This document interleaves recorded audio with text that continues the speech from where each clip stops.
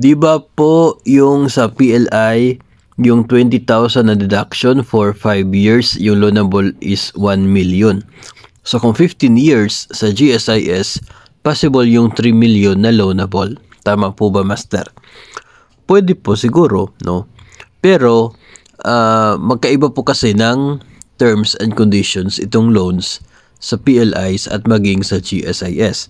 Doon mismo sa halaga ng pwede mong mauutang ay magkaiba rin yung kanila pong patakaran.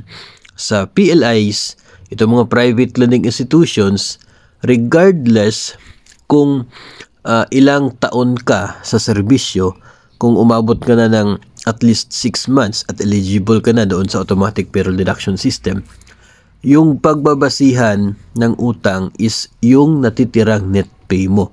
So kung kaya pa ng net pay na makautang ka ng kahit 2 milyon, no, kung willing si PLI, ay pwede.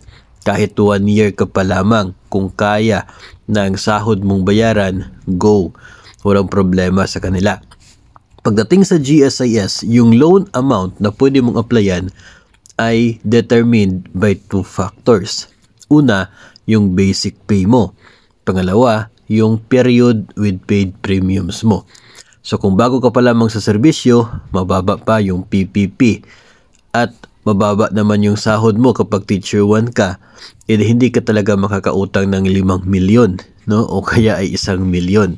Kasi dependent doon sa basic pay mo at sa period of paid premiums yung pwede mong mautang sa GSIS. So hindi mo pwedeng ma-compare or hindi mo pwedeng ma-equate yung pangyayari na sitwasyon sa PLIs doon din sa GSIS dahil po sa pagkakaiba ng kanila pong terms and conditions sa loans.